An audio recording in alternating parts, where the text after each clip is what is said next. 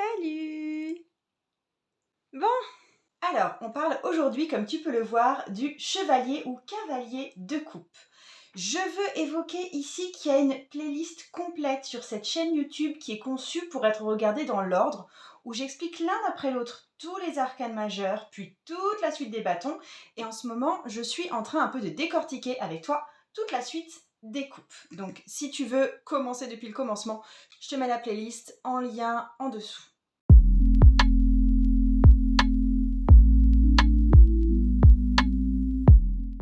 Moi, je suis Margot Robert Winterhalter, je suis tarologue et psychopraticienne et j'aide les personnes qui sont en développement spirituel et qui sentent qu'elles stagnent dans leur vie à trouver dans le tarot un moteur pour mieux se connaître et avancer.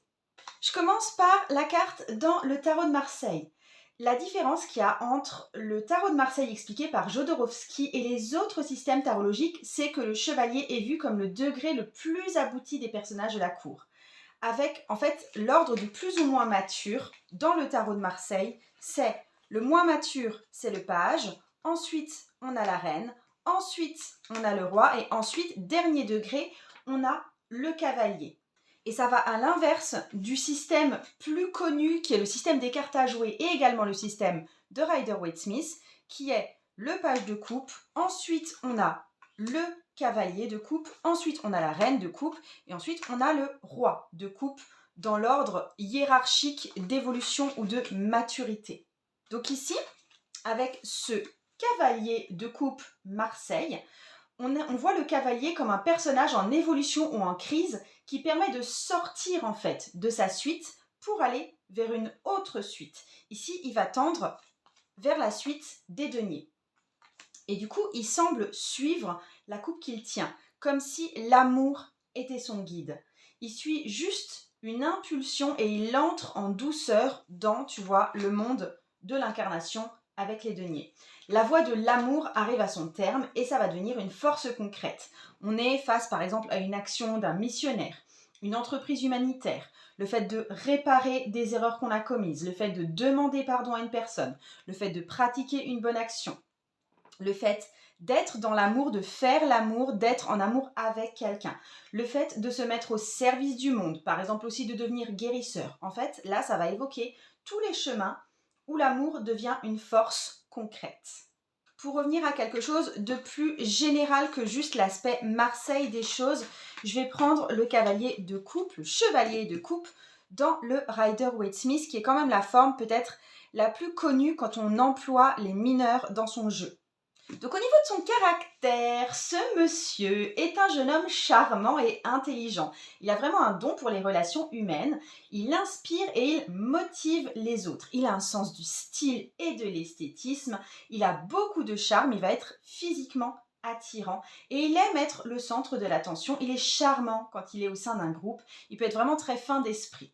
Ça peut être aussi un personnage un peu mystique. Tu vois, il y a des poissons sur sa tunique. Je ne sais pas si tu les vois, les petites formes rouges. Ce sont des petits poissons, celui qu'on voit ici. Et ce poisson est un emblème de sa foi et de Jésus-Christ. Donc c'est aussi une carte de spiritualité ou en tout cas d'aspiration spirituelle. Non mais tu sais pas quoi, j'ai oublié d'allumer ma bougie. J'avais préparé exprès. On est face également à une carte de sensibilité et de fragilité. Ce personnage, il est volontiers romantique, il est sensible, il est rêveur, il va être doué pour les arts, la créativité, les relations humaines, il est volontiers charismatique aussi, mais en fait à l'intérieur, et c'est pour ça qu'il porte une armure, il est facilement blessé, il supporte mal la critique. Il voit le monde vraiment à travers la poésie et la beauté. Et tu vois, parmi les 4 chevaliers, hop, là on a celui de bâton, là on a celui d'épée, là on a celui de denier. Parmi ces 4 chevaliers, c'est lui le plus intuitif et c'est lui le plus empathique. On va facilement accorder de l'attention à ce cavalier de coupe et du coup il peut devenir facilement superficiel, très centré sur lui-même et c'est aussi justement ce qui peut le rendre très attirant à un niveau de séduction. C'est un chevalier qui est observateur des autres. Et il est parfois dur avec les autres parce qu'il sait deviner quelles sont leurs motivations profondes. C'est quelqu'un qui tend à éviter les conflits en général et il peut devenir vraiment obsédé par une chose ou par la personne qu'il aime. Comme on le voit ici, tu vois, avec cette espèce d'obsession que ce chevalier a pour sa propre coupe. Coucou, petite pause, je veux savoir si toi tu as envie d'apprendre à tirer le tarot. Et si aussi ça te gonfle déjà rien que l'idée de savoir que tu vas devoir apprendre 78 cartes par cœur. Est-ce que tu veux apprendre à laisser aller ton intuition face à tes tirages? Tu vois, les vidéos que je présente ici, elles présentent vraiment les cartes sous toutes leurs facettes. Mais ça t'apprend pas vraiment à les relier à toi, à les lire avec ton cœur et simplement à faire des tirages de tarot. Pour ça, j'ai une formation complète qui s'appelle l'initiation au tarot intuitif et j'ai mis à disponibilité gratuite le module 1 de cette formation pour que tu puisses un petit peu avoir une idée de ce que contient aussi cette formation et de ma façon d'enseigner. Donc tu peux demander ton accès, c'est tout de suite en dessous de la vidéo, et tu auras accès à ce module 1 gratuit. C'est le premier module sur 9 modules en tout et ça va te permettre de mettre un premier pied à l'étrier. Ça va t'aider à définir aussi ce que tu peux te donner le droit de faire ou pas. Et ça va aussi t'aider à choisir tout de suite le meilleur jeu pour toi en ce moment. Et tu pourras aussi apprendre à te connecter à ton intuition par le biais des cartes. En tout cas, c'est le chemin que je te propose aujourd'hui. Au niveau des éléments, ici, on est entre l'air, qui est l'élément des chevaliers, et l'eau, qui est l'élément des coupes. Ici, ça indique un don pour les relations humaines, comme j'ai déjà dit, du charisme, de l'empathie, de l'intuition, voire même de la clairvoyance. Si on prend ce personnage dans la suite, dans la suite des coupes notamment, ce personnage est moins développé que la reine de coupe. Il n'a pas vraiment appris, à l'inverse de la reine de coupe, à distinguer imagination et réalité. Le rêve est ce qui domine dans la carte, avec un cheval qui est lent, opposé, tu vois, au chevalier d'épée, que je te montre ici, avec un cheval qui est extrêmement rapide ou chevalier de bâton extrêmement fougueux. Et c'est du coup un chevalier qui est perdu dans ses considérations sur la coupe qu'il porte, qui est symbole de son imagination. C'est un personnage qui n'a pas appris que la vraie créativité se nourrit d'action et pas juste d'imagination. Parce que si tu fais rien avec tes rêves, ils vont rester vagues et sans connexion avec ton quotidien.